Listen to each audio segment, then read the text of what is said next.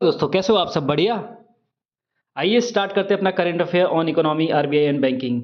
ये दूसरा सेशन होगा। इसके पहले ऑलरेडी हमने पहला सेशन कर रखा है जिसमें सर कॉन्सेप्ट वीडियो दिया था। उसके बाद एक्सटेंडेड एक वीडियो डाला, उसमें पिछला का रिवाइज किया और कॉन्सेप्ट वीडियो दिया।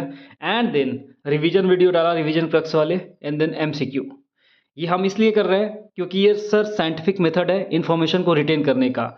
आप लोग जनरली रिवाइज नहीं करते और फिर बाद में परेशान होते हो कि सर मैं पढ़ता हूँ याद नहीं रहता सर, सिलेक्शन नहीं हो रहा सर। तो मैं इसीलिए कहता हूँ sir revise revise revise revise बहुत इंपॉर्टेंट है सर। आप कम पढ़े लेकिन बार बार पढ़े, उसे रिटेन करें फिर आगे बढ़े। बिंज वॉचिंग करने का कोई मतलब नहीं है स्टडी में। अदरवाइज 5 वर्षीय योजना बनाओगे, सिलेक्शन कभी नहीं होता। फिर सिलेक्शन लेना है तो सर साइंटिफिकली आपको पढ़ना पड़ेगा। आप एक मसल्स पे जब बार बार वर्क करते हो तो क्या होता है सर, बॉडी वो मसल्स बनती है। अगर वो मसल छोड़कर तुरंत दूसरे मसल्स पे चले जाओ एक दिन करने के बाद, तो क्या आपको लगता है वो मसल बन पाएगा? नहीं बन पाएगा। वैसे ही माइंड्स की मसल मेमोरी होती है सर। जो चीज़ें बार बार देखते हैं, बार बार सुनते हैं, बार बार पढ़ते हैं, वो अंदर जहन में चली जाती है। तो हम वही कोशिश कर रहे हैं कि चीज़ें आपको रटा दे, बिल्कुल सबकॉन्शियस माइंड में डाल दिया जाए सर। होप बात समझ में आ रही होगी। चलिए स्टार्ट करते हैं अपना इकोनॉमी आरबीआई बैंकिंग। तो सर अगर आज की वीडियो आपने ध्यान से देख ली तो समझ लीजिए बैंकिंग एग्जाम में 2-3 क्वेश्चन डायरेक्टली यहाँ से आ सकते हैं सर। बहुत ज़्यादा चांसेस हैं यहाँ पे। तो सर न्यूज़ क्या है सर? न्यूज़ कुछ ऐसे है कि एचडीएफसी बैंक ने टीसीएस को पीछे छोड़ दिया। आरबीआई डिजिटल पेमेंट्स को नेक्स्ट लेवल ले जा रहा है सर। आरबीआई डिजिटल पेमेंट्स को नेक्स्ट लेवल ले जा रहा है और इकोनॉमी के कोर सेक्टर्स का असली हाल सामने आ गया है अब। तो सर एंड तक देखिए वरना लॉजिक टूटेगा। ऑलराइट, तो स्टार्ट करते हैं। दोस्तों इकोनॉमी समझने के लिए सिर्फ जीडीपी देखना काफ़ी नहीं होता। हमें बैंक्स, आरबीआई, पेमेंट्स और कोर इंडस्ट्रीज सबको एक साथ जोड़कर देखना पड़ता है। आज हम वही करने वाले हैं सिंपल भाषा में। तो समझिए इकोनॉमी को एकदम बिल्कुल सिंपल भाषा में। एचडीएफसी बैंक हमारा पहला टॉपिक है। एचडीएफसी बैंक इंडिया का सबसे वैल्यूएबल ब्रांड बन गया सो। तो यही लिखा है sir, HDFC bank tops India's most valuable brand for 2025 overtaking TCS. 2025 के कंतार ब्रांच रिपोर्ट के मुताबिक एचडीएफसी बैंक बन गया है इंडिया का most value brand. Brand value इसका हो गया sir 44.9 billion dollar, that is 44.9 billion dollar sir. इसने टीसीएस को पीछे छोड़ दिया सर, पछाड़ दिया है।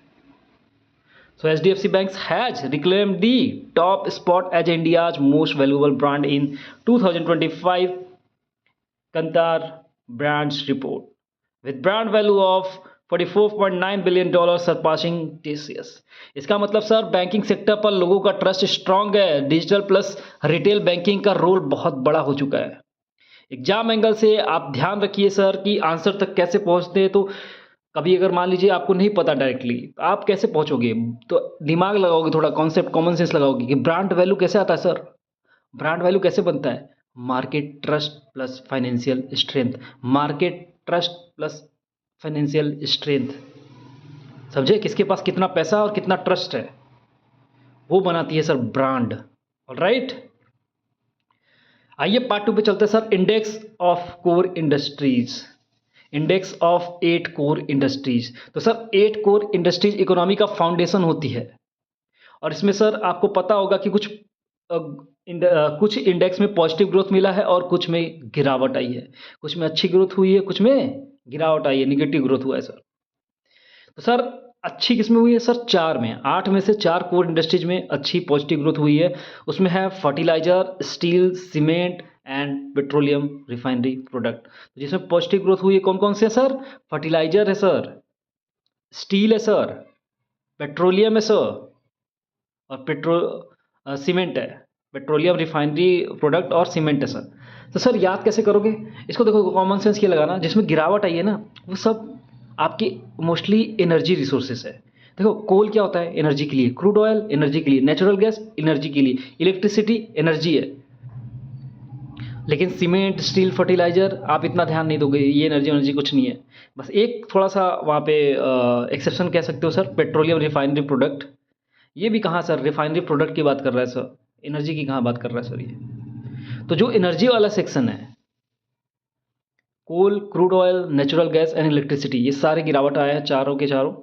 बाकी नॉन एनर्जी वाले लाइक फर्टिलाइजर, स्टील, सीमेंट और प्रोडक्ट्स, रिफाइनरी प्रोडक्ट, पेट्रोलियम, वो सब में गिरावट नहीं आई है, बल्कि वो अच्छी ग्रोथ थी है। तो ये लिखा है sir, positive growth was seen in fertiliser, steel, cement and petroleum refinery product and major decline were recorded in coal. Coal में सबसे ज़्यादा डिक्लाइन हुआ है कोल में। Coal, then electricity, then natural gas and then crude oil. Alright, आगे बढ़ते हैं sir, अपने तीसरे पार्ट पे आएंगे सर। होप आपको ये चीज़ समझ में आई होंगी, इसका मतलब क्या है सर, ये कोर इंडस्ट्रीज का बेसिकली। तो सर ये बेसिकली ये इंफ्रास्ट्रक्चर लिंक सेक्टर थोड़ा स्ट्रॉन्ग करेगा, और एनर्जी और माइनिंग सेक्टर में थोड़ा सा प्रेशर है, ठीक है।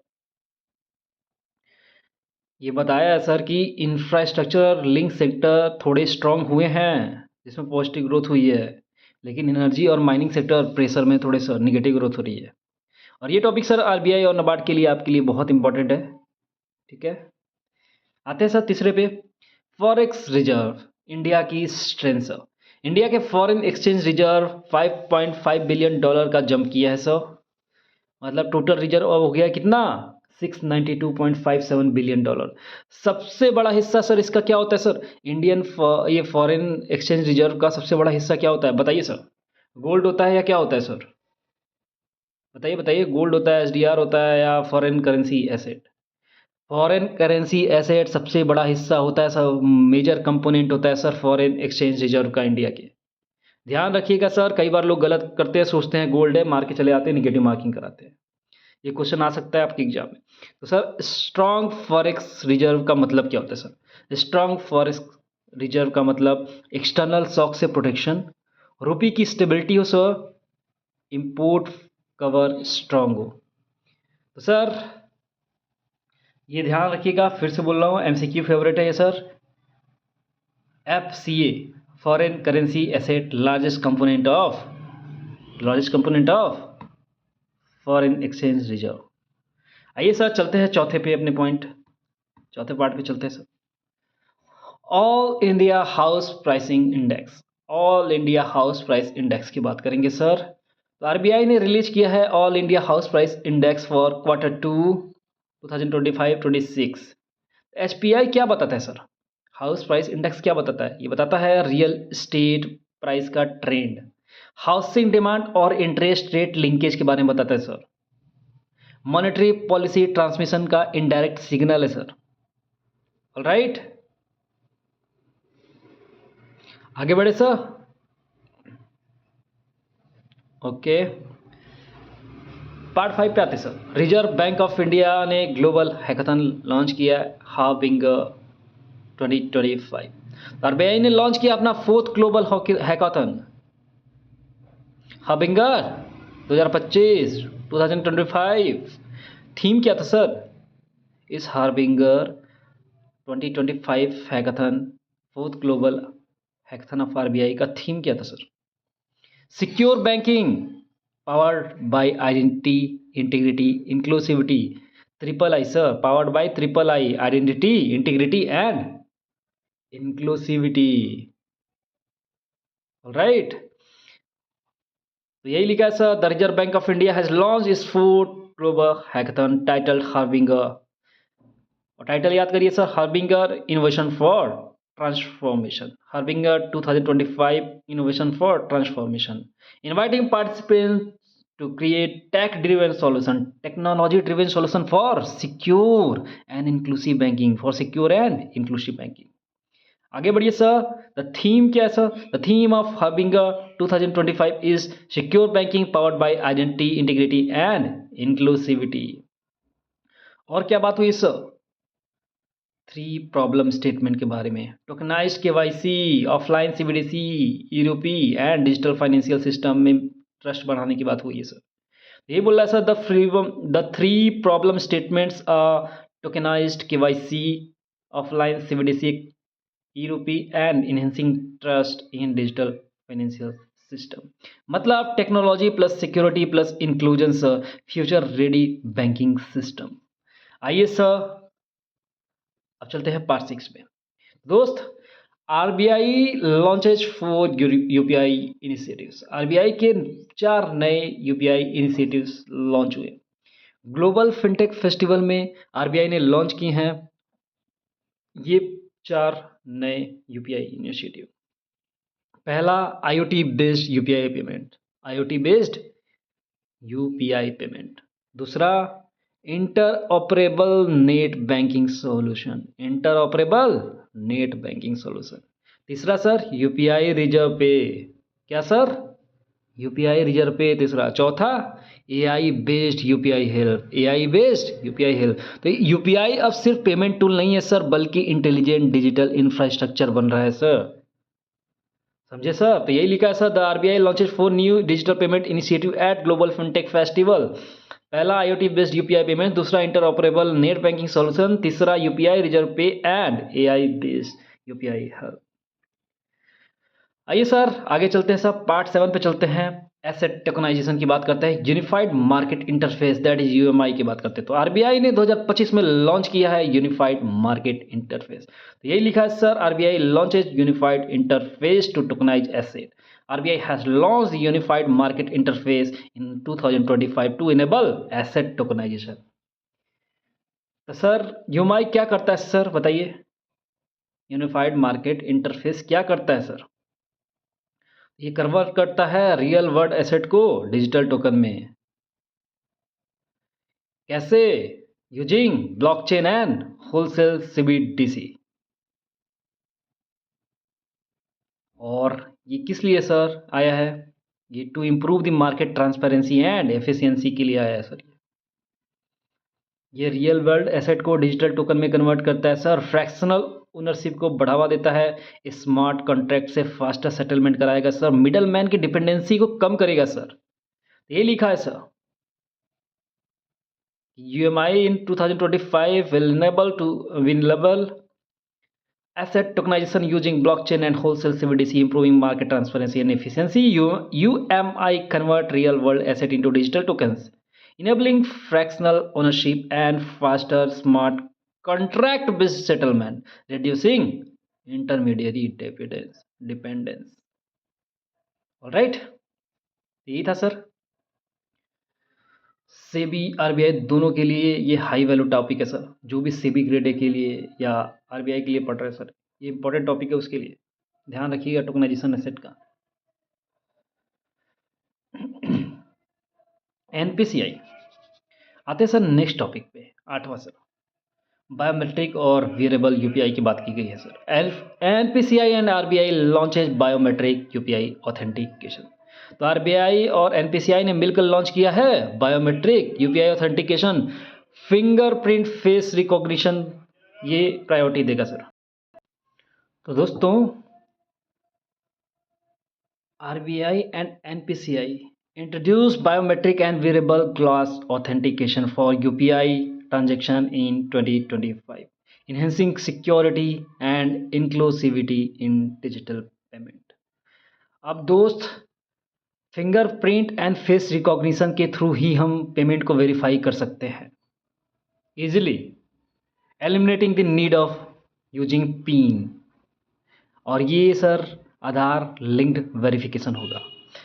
और नया यूपीआई जो लाइट लॉन्च हुआ था विथ स्मार्ट क्लासेस, ये इनेबल करेगा hand free voice command payment, making small transaction faster and more convenient. तो यही लिखा sir, user can now verify payments using fingerprints and facial recognition link to Aadhaar, eliminating the needs of pin.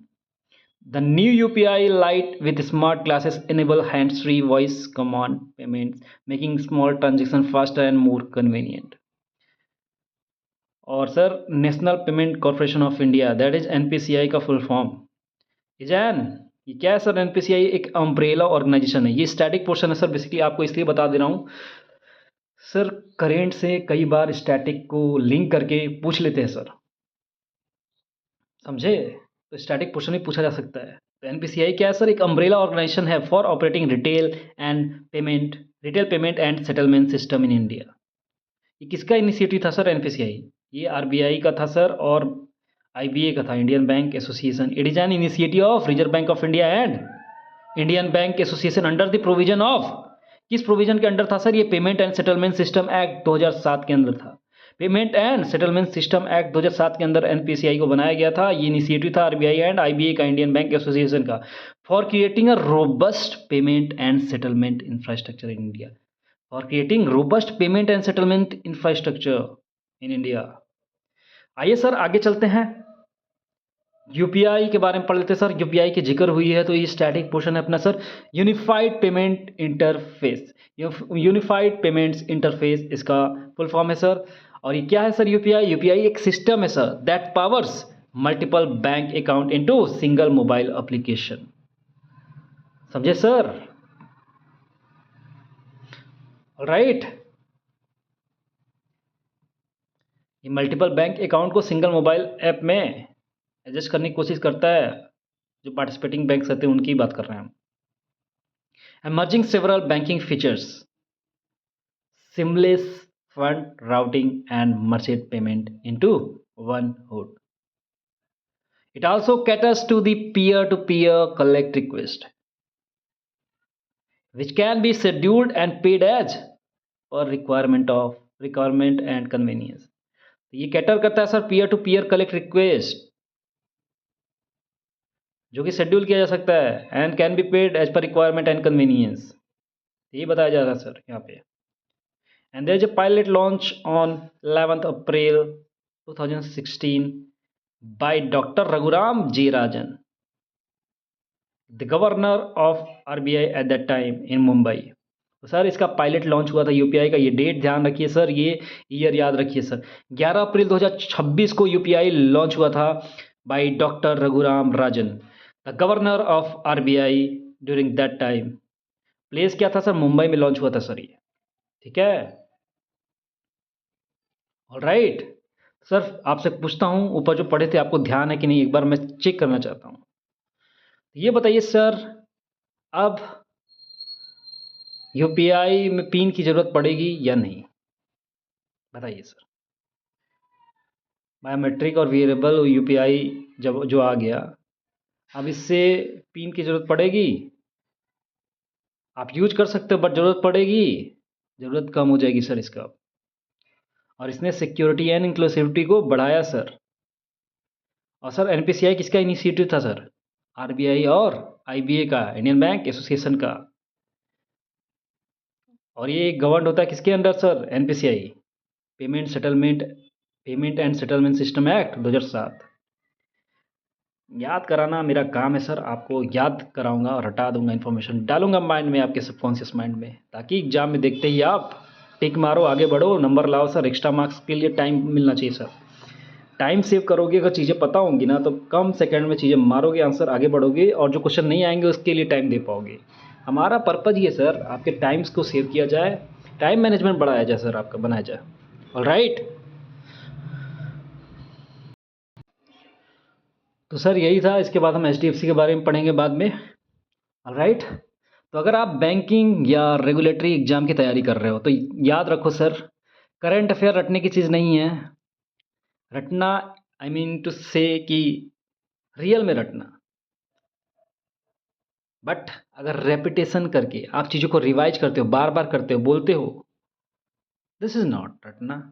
थोड़ा सा सोच के, conceptualise करके, rehearse करके उसे रटना कहते हो, उसे पॉजिटिव सेंस में लो। आई एम नॉट सेइंग कि आपको समझ ही नहीं आ रहा बट सोच रहे हो कि सर ये क्या है, मतलब बैंकिंग या रेगुलेटरी बॉडी है, रटे जा रहे हो, कुछ भी बोले जा रहे हो, आपको समझ भी नहीं आ रहा है क्या सर। समझ में आना चाहिए, पहले समझ में आए फिर रट लो, कोई दिक्कत नहीं, टाइम कम है तो। ऑलराइट, तो सर इस वीडियो के टॉपिक से प्रीलिम्स एमसीक्यू बन सकते हैं सर, नाबार्ड और सेबी में, और मेंस आंसर राइटिंग में भी आपकी हेल्प कर सकता है करंट अफेयर। ऑलराइट, तो सर ये कंटेंट जेन्युइन लगाओ, हमारा एफर्ट जेन्युइन लगाओ, 1% भी एक बात भी लगी हो सर कि हम चाह क्या रहे सर, हमारा पर्पज क्या है सर, हमारा पर्पज क्या है? हमारा पर्पज है रिटेन करना इन्फॉर्मेशन, आपको रटा देना, सबकॉन्शियस माइंड में डाल देना, दिलो दिमाग में डाल देना सर, या आप नींद में भी आंसर दे दो, एग्जाम में देखते ही टिक मारो, टाइम सेव करो। और वो टाइम कहाँ पे लगाओगे? जो क्वेश्चन नहीं आएंगे उसके आंसर तक पहुँचने के लिए, और वो भी मेथड मैं बताता हूँ सर, एमसीक्यू एप्टीट्यूड डेवलप कराता हूँ कि क्वेश्चन ना आते हुए भी आंसर तक कैसे पहुँचना है और सिलेक्शन लेना है सर। ट्रस्ट मी, कॉन्फिडेंस ऐसे ही आएगा जब आपको क्वेश्चन नहीं आ रहा है फिर भी आप आंसर तक पहुँच पा रहे हो। एलिमिनेशन सिखाते हैं सर, माइंडसेट डेवलप करते हैं सिलेक्शन का, क्वेश्चंस को अटेम्प्ट कैसे करते हैं सर, वो हम बताते हैं सर। तो हमारा पर्पज़ एक ही है सर, एक लाइन में सिलेक्शन दिलाना। सिलेक्शन दिलाना वो कैसे होगा सर? इन्फॉर्मेशन रिटेन करा के, जो आप करते नहीं हो, आगे बढ़ते हो, बिंज वॉचिंग करते हो, पढ़ते वढ़ते हो नहीं सही से। आप कहोगे 8-8 घंटे, 10-10 घंटे, 12 घंटे पढ़ रहे हैं, क्या पढ़ाई है? उस पढ़ाई का क्या फ़ायदा सर जब आपने रिवाइज ही नहीं किया, बिंज वॉचिंग किया सर? आपसे पूछा जाए मूवी की स्टोरी क्या थी, आप भूल गए सर, पता ही नहीं सर। क्या मतलब उसका भाई? तो कम पढ़ लो सर, इससे अच्छा जितना याद हो सके। रिटेन करो सर इन्फॉर्मेशन को डिफरेंट फॉर्मेट में, ट्राई करो, उसको पढ़ो, फिर शॉर्ट में रिवाइज करो, फिर उसे उसका एमसीक्यू टेस्ट दो, तभी तो रिटेन होगा माइंड में, विजुअल्स आएंगे दिमाग में, आवाज़ गूंजेगी एग्जाम में सर। मैं बता रहा हूँ, अगर आपने चीज़ों को रिवाइज कर लिया, साथ साथ चले अच्छे से, तो अपने आप पे ट्रस्ट करना सीखो सर। जो आप कर रहे हो मेहनत करो सर, हार्ड वर्क करो, स्मार्ट वर्क के चक्कर में सिर्फ मत फंसो। हार्ड वर्क करना इंपॉर्टेंट है, बहुत ज़्यादा इंपॉर्टेंट है। बिना हार्ड वर्क के कुछ नहीं होगा। कई लोग होते हैं स्मार्ट वर्क के नाम पे लेजीनेस करते हैं सर, कुछ करते नहीं, बोलेंगे सर ये मैं नहीं कर सकता, मैं तो स्मार्ट हूँ, मैं तो कूल हूँ। तो बनो सर कूल स्मार्ट। मैं देखा हूँ ऐसे बड़े बड़े इंस्टीट्यूशंस के लोगों को जो इंडिया के टॉप इंस्टीट्यूशन से हैं, कभी एग्जाम पास ही नहीं कर पाते सर। वो छोटे से छोटे एग्जाम भी पास नहीं कर पाते। रीजन, वो एटीट्यूड में रहते हैं। उनका एटीट्यूड रहता है हम तो कूल है सर, हम तो स्मार्ट है सर, हम इंटेलिजेंट है। मेहनत नहीं करना होता है सर, वो एक्सक्यूज होता है उनका ना मेहनत करने की। लेकिन मैंने ऐसे भी लोगों को देखा जिससे बात करके आपको लगेगा कि अरे इसका हो गया तो मेरा तो हो ही जाएगा, इसको तो कुछ आता ही नहीं। बेटा तुमको लगता है उसको कुछ आता नहीं, बट उसने हार्ड वर्क किया सर, जहाँ पर रटना हुआ रटा सर। उसने एक्सक्यूज नहीं दिया, मेहनत करने के लिए हमेशा आगे रहा। जो सच के साथ आगे बढ़ता है ना बेटा, उसकी सिलेक्शन होता है बेटा। मेहनत करोगे ना तो ऊपर देख रहा है, गॉड ऊपर देख रहा है सर। फल मिलता है सर, फल मिलता है। ठीक है, तो कर्म करिए, फल की इच्छा ना करिए। ये सही कहा गया है साइकोलॉजी के लिए। मैं लॉजिक की बात नहीं कर रहा, लॉजिकली तो ऑफकोर्स करना चाहिए, बट अपने माइंड को अगर ट्रेन करना है ना कि डिस्ट्रैक्ट ना हो, सिर्फ पढ़ने पे ध्यान दे, तो सफलता ऑटोमेटिक मिलेगी। लिख के ले लो, मैंने अपने खुद की लाइफ में ये चीज़ें देख रखा है, जहाँ तक मैं पहुँचा हूँ अब तक। ठीक है, तो दोस्त ट्राई करो, अपने मेथड्स को बदलो पढ़ने के, रिवाइज करो, कम पढ़ो, स्मार्टली पढ़ो, लेकिन हार्ड वर्क तो करना बनता है। बिना हार्ड वर्क किए नहीं होगा। समझ रहे हो? कम पढ़ना है, क्या करना है, लिमिट करना है सोर्स को, और बार बार रिवाइज करना है। बिना रिवाइज किए आगे बढ़ना नहीं है, ये कमिटमेंट कर लो।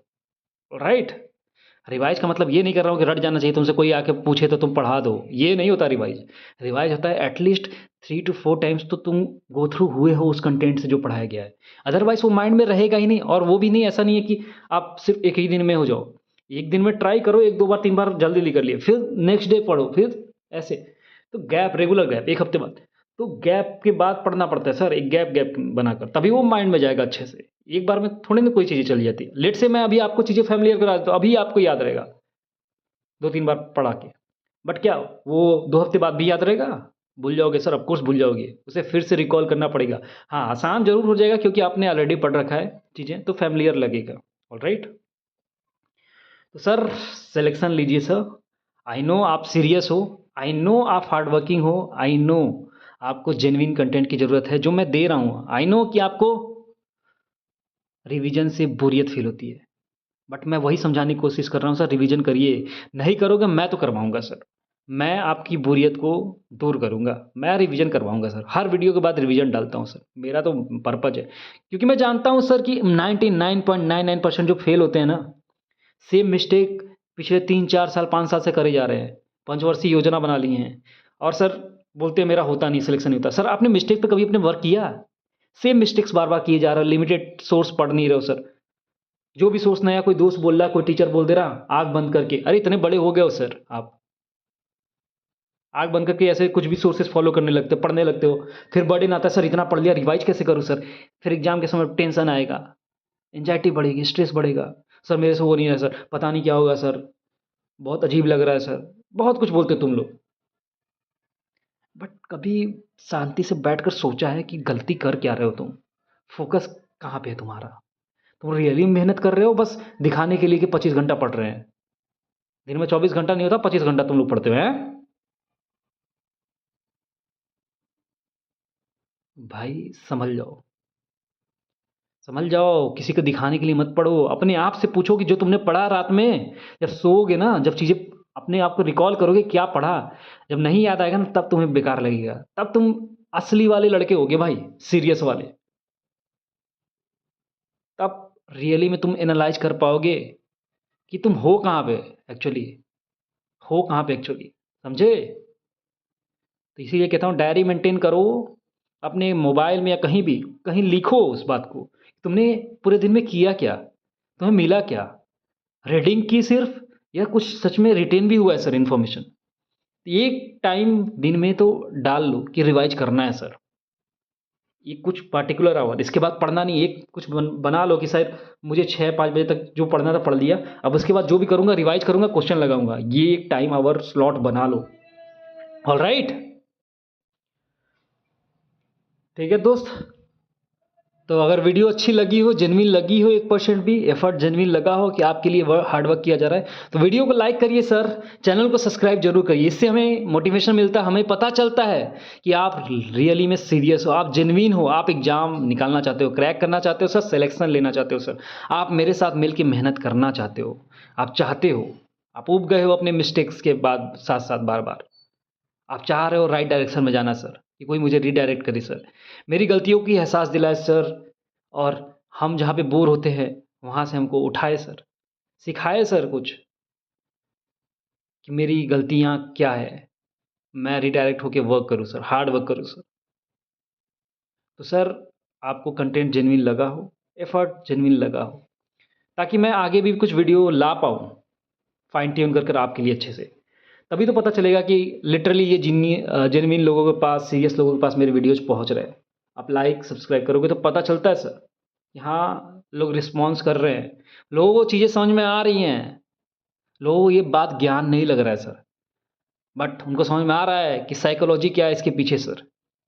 ये साइंटिफिक वे में क्यों पढ़ाया जा रहा है? आपकी प्रॉब्लम क्या आ रही है? ये सब समझ में आ रहा है अगर, सर वीडियो को लाइक करिए, चैनल को सब्सक्राइब करिए, अगर पॉसिबल है अपने उन जेन्युइन दोस्तों के साथ शेयर करिए, जो परेशान है सर, जो गरीब है सर, उनको समझ में नहीं आता कि क्या करे, कैसे करे। एंग्जायटी, स्ट्रेस, डिप्रेशन से गुजर रहे हैं, उनके पास ये वीडियो को पहुँचाइए, शेयर करिए उनके साथ, शेयर करिए। कोई भी कम नहीं होता सर, हर लोग एग्ज़ाम निकाल लेता है, निकाल सकता है। ज़रूरत होती है स्ट्रैटेजी की। आप चीज़ों को कैसे कर रहे हैं, आप कितने स्ट्रॉन्ग हो मेंटली सर। इसलिए कहता हूँ मेडिटेशन, योगा ये सब चीज़ें किया करो। आप माइंडफुली स्ट्रॉन्ग रहोगे सर। जब माइंड से स्ट्रॉन्ग रहोगे तो कोई तुमको हिला नहीं सकता सर, दुनिया का हर एग्ज़ाम तुम निकाल सकते हो। स्टक रहोगे, स्टिक रहोगे अपने रिसोर्सेज़ पे, खुद पे वर्क करोगे, डे बाय डे इम्प्रूव करोगे, अपने आप को ट्रैक करोगे कि तुमने दिन भर में क्या किया, तुम्हें क्या गेन मिला सर। आप एग्ज़ाम ओरिएंटेड, रिज़ल्ट ओरिएंटेड पढ़ोगे सर, फालतू चीज़ें में टाइम वेस्ट नहीं करोगे। ठीक है सर? तो अगर आप बैंकिंग या रेगुलेटरी एग्ज़ाम की तैयारी कर रहे हो तो याद रख लो सर, ये करंट अफेयर इम्पॉर्टेंट है आपके लिए। क्वेश्चंस बन सकते हैं, कोई गारंटी नहीं है, because this is MCQ, but इसमें स्टैटिक पोर्शंस भी हम कवर करते हैं, तो इससे भी बन सकता है। ऑलराइट? हमने सेलेक्टिव बिल्कुल इम्पोर्टेंट चीज़ें छाँट कर आपके लिए स्पेशली लाया है सर, जेन्युइन कंटेंट। ठीक है? तो वीडियो को क्या करना है सर, लाइक करिए, चैनल को सब्सक्राइब करिए, और अगर पॉसिबल हो तो दोस्तों में शेयर करिए सर। मिलते हैं नेक्स्ट वीडियो में, नेक्स्ट टॉपिक के साथ। Alright, thank you.